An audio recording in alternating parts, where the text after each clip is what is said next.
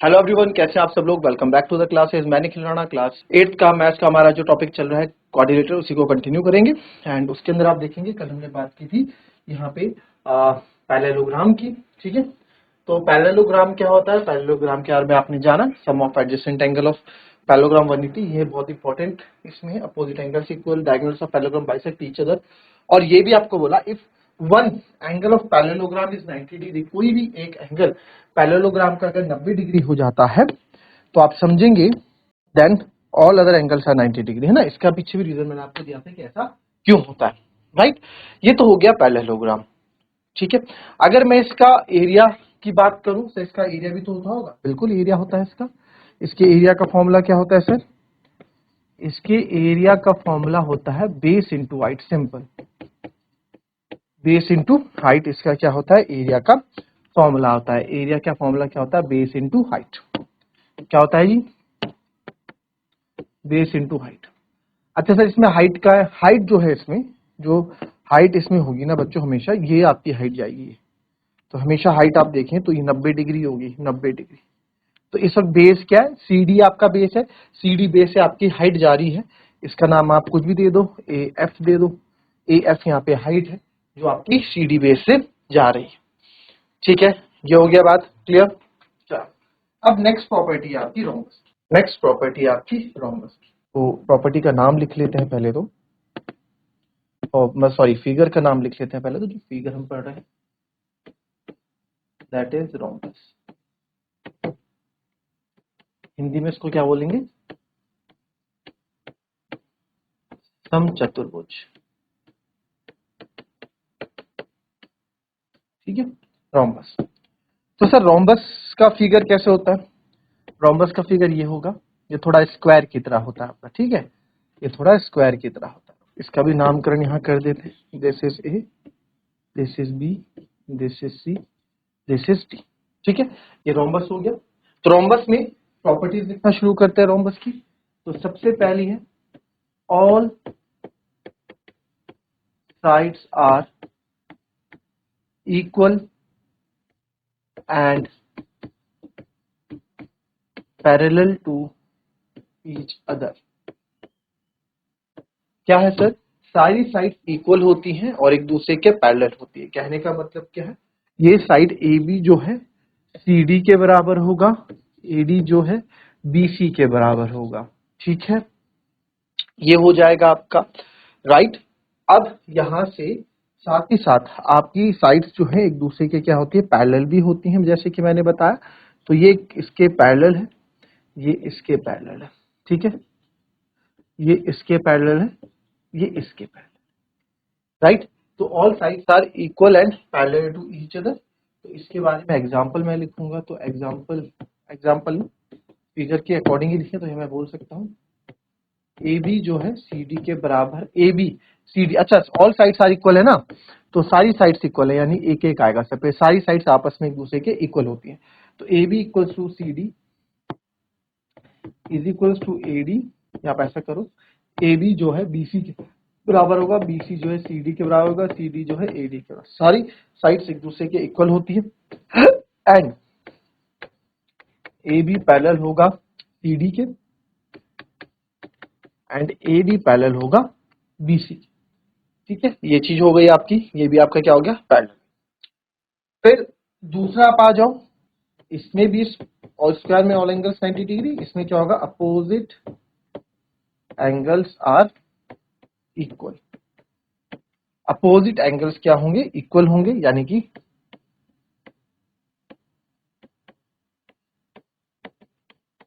सम्मुख कोण बराबर होते हैं। रोम्बस के सम्मुख कोण क्या होते हैं, बराबर होते हैं। ठीक है, तो सम्मुख कोण की अगर मैं बात करूंगा तो यानी कि ये वाला एंगल इस वाले एंगल के बराबर होगा। ठीक है, और ये वाला एंगल इस वाले एंगल के बराबर होगा। ठीक है, ये हो गया, सम्मुख कोण एक दूसरे के बराबर होते हैं। दूसरी प्रॉपर्टी ये होगी। चलिए तीसरी क्या होगी जी? वही, क्योंकि ये पैरेलल है तो इसमें भी sum of adjacent angle of parallelogram rhombus is 180। Sum of adjacent angle of rhombus is 180 degree. ठीक है, sum of adjacent angle of rhombus is 180 degree, यानी कि एंगल एडजेसेंट एंगल का सम, अड़ोसी पड़ोसी एंगल का सम कितना होगा, 180 डिग्री होगा। जैसे कि मैं बोल दूं angle A plus angle B, इनका सम 180 डिग्री होगा। एंगल ए का पड़ोसी एंगल बी है, आप बोलोगे एंगल ए का पड़ोसी एंगल डी भी है, बिल्कुल, angle A plus angle D भी 180 डिग्री होगा। वैसे ही angle B plus angle C भी 180 डिग्री होगा, और angle C plus angle D भी 180 डिग्री होगा। ठीक है, ये भी 180 डिग्री होगा, राइट। ये हो गए जी आपके क्लियर। लिखो पहले इसको।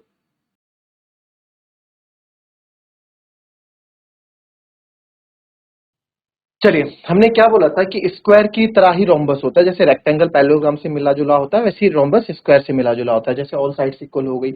ठीक है, हाँ, एंगल्स इनके इक्वल नहीं होते, एंगल्स इक्वल हो जाते तो फिर बात ही क्या रहती, फिर ये भी स्क्वायर हो जाता। ठीक है, और एडजेसेंट एंगल का सम 180 डिग्री रहता है। और अब रोम्बस और स्क्वायर में एक चीज देखो, डायगोनल्स, उसके डायगोनल बाइसेक्ट करते हैं एक दूसरे को, कहाँ पे, 90 डिग्री पे, तो ये भी यही करते हैं सेम। तो उसको आप लिखेंगे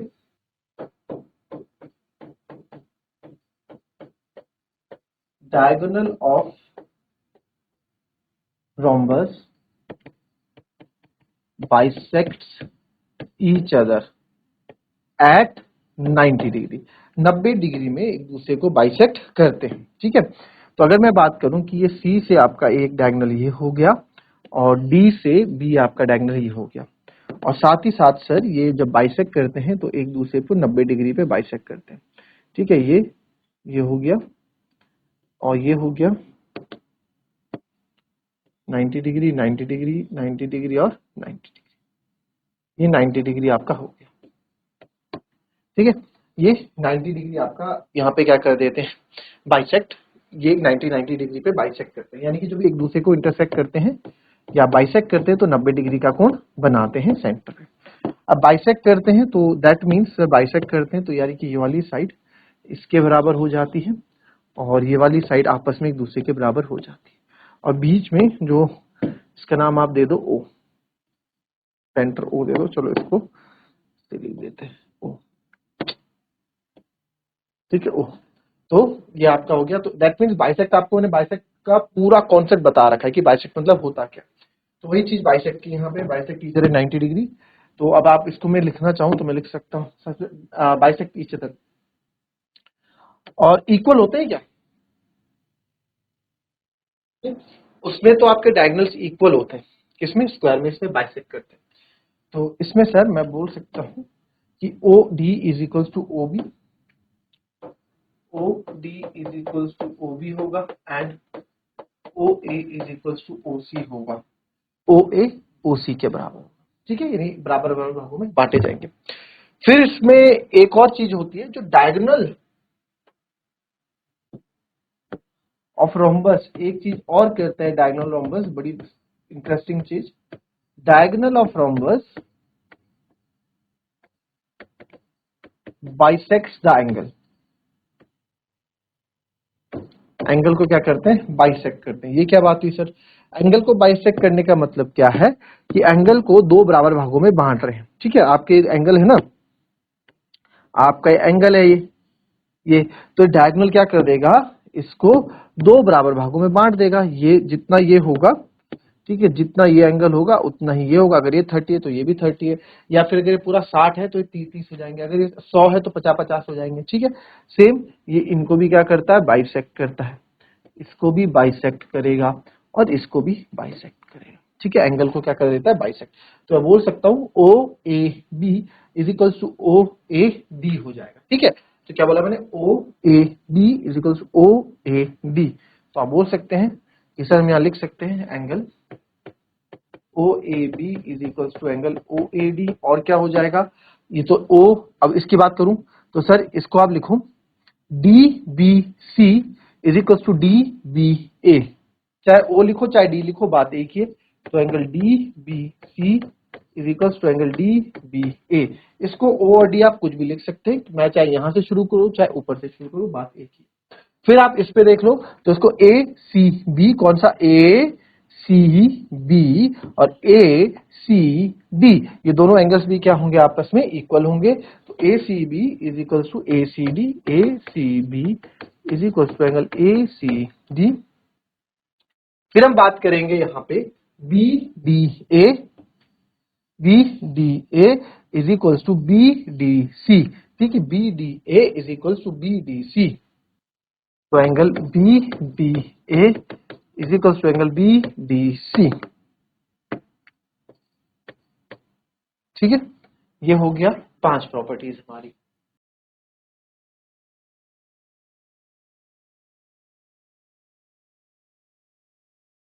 ठीक है, नाउ अब किसकी पर गई, ये हो गई। Now area of rhombus, area of rhombus यानी कि ए क्या होता है sir, half multiply by product of diagonals. तो इसको मैं ये भी बोल सकता हूं A is equals to half into product of diagonals, A is equals to आप बोल सकते हो हाफ d1 इंटू d2, यानी दोनों डायगोनल्स का क्या हो जाएगा, प्रोडक्ट जो है, दोनों डायगोनल्स का जो प्रोडक्ट है वो क्या हो जाएगा आपका एरिया ऑफ रोम्बस हो जाएगा। तो एरिया ऑफ रोम्बस क्या हो जाएगा, half into product of diagonals, ठीक है, half into product of diagonals यानी half into d1 into d2। आई बात समझ में।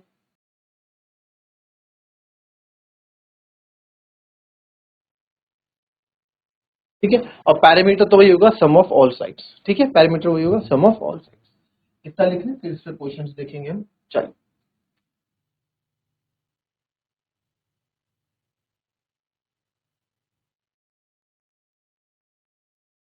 चलिए फिर इसमें एक चीज और हाँ, तो कोई भी क्वाड्रिलेटरल बच्चों जो होता है, कोई भी क्वाड्रिलेटरल, ठीक है, मैं कुछ भी ले लूं, ये एक क्वाड्रिलेटरल है, ठीक है, ये भी एक क्वाड्रिलेटरल है, ठीक है, और अगर मैं ले लूं ये भी एक क्वाड्रिलेटरल है, ठीक है, ये भी एक क्वाड्रिलेटरल है, ठीक है, कोई भी फिगर ले लेते हैं, ये भी एक क्वाड्रिलेटरल है, चारों फिगर वाला, 4 फिगर वाली कोई सी भी आप फिगर बनाओगे वो क्या होगा, क्वाड्रिलेटरल होगा, ये भी क्वाड्रिलेटरल है, ठीक है।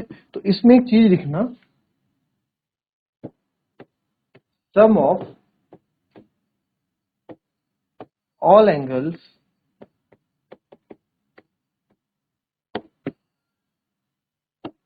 ये भी क्वाड्रिलेटरल है ना, ये भी क्वाड्रिलेटरल है। तो sum of all angles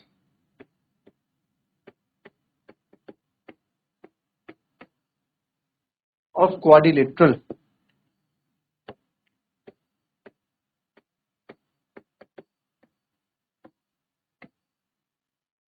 is 360 degree.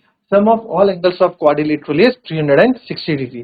तो सारे एंगल्स क्वाड्रिलेटरल के सारे एंगल्स का सम कितना होता है, 360 डिग्री होता है। आई बात समझ में, 360 डिग्री होता है। तो sum of all angles of quadrilateral is 360 degree, 360 degree आपके सारे क्वाड्रिलेटरल्स के एंगल्स का सम होता है। तो जितने भी एंगल्स के सम है, यानी कि मैं अगर बात करूं ये वाला एंगल, ये वाला एंगल, ये वाला एंगल, ये वाला एंगल, इन चारों एंगल्स का सम कितना होगा, 360 होगा, ठीक है, ये कितना होगा 360, चारों एंगल्स का सम। तो आप इनको नाम दे दो, चाहे ए बी सी डी, ठीक है, A B C D, A B C D. तो बोल सकता हूं angle A plus angle B plus angle C plus angle D is equal to 360 degree. कितना होता है सर, 360 डिग्री होता है। क्लियर है, राइट। चल नेक्स्ट देख लें इसको, फिर नेक्स्ट फिगर पे आते हैं।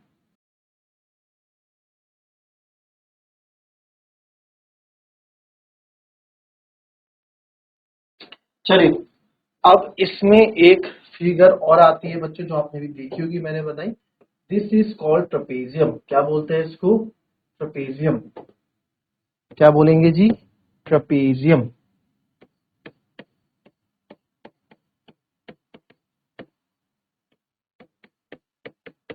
ठीक है। इसमें जो है A B C D, there is one pair of parallel sides होती है, ये पैरेलल साइड्स होती है, ये नॉन पैरेलल साइड्स होती है।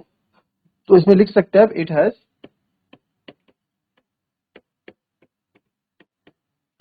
One pair of parallel sides and other is non parallel.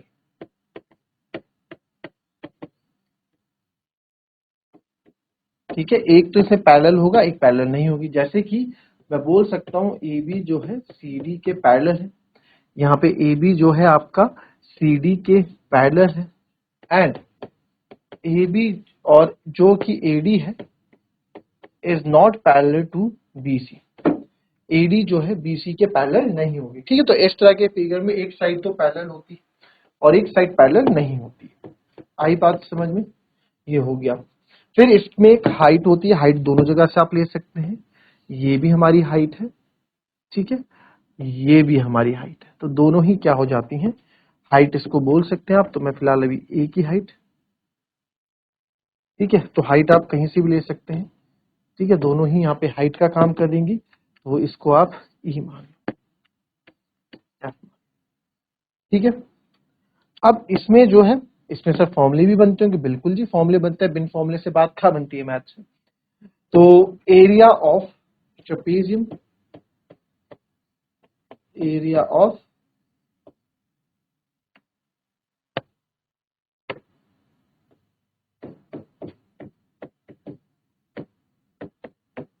Half multiply by sum of parallel sides into height, half into sum of parallel sides into height, ठीक है, sum of parallel sides half into sum of parallel sides into height आप इसमें बोल सकते हैं, ठीक है।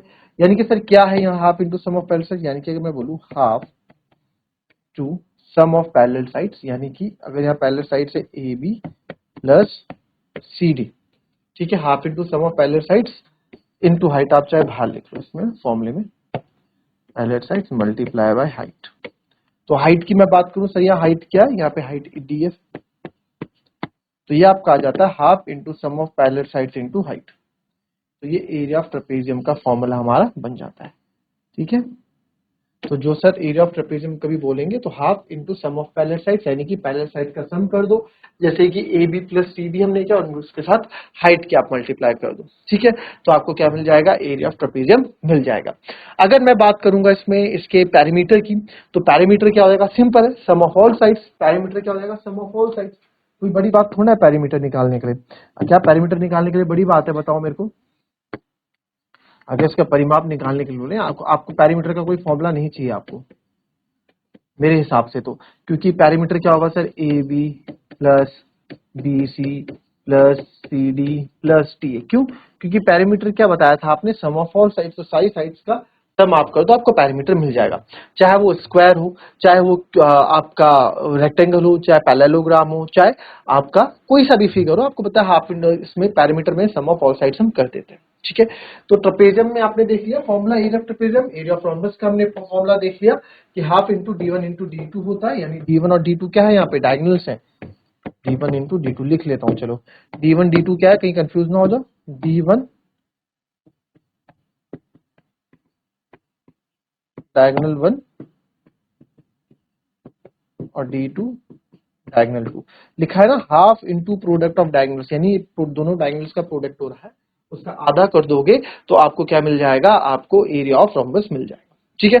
और area of rhombus base into height भी होता है, ये भी आप याद रखेंगे, ठीक है। तो ये हमारा सब कुछ यहाँ पे हो गया।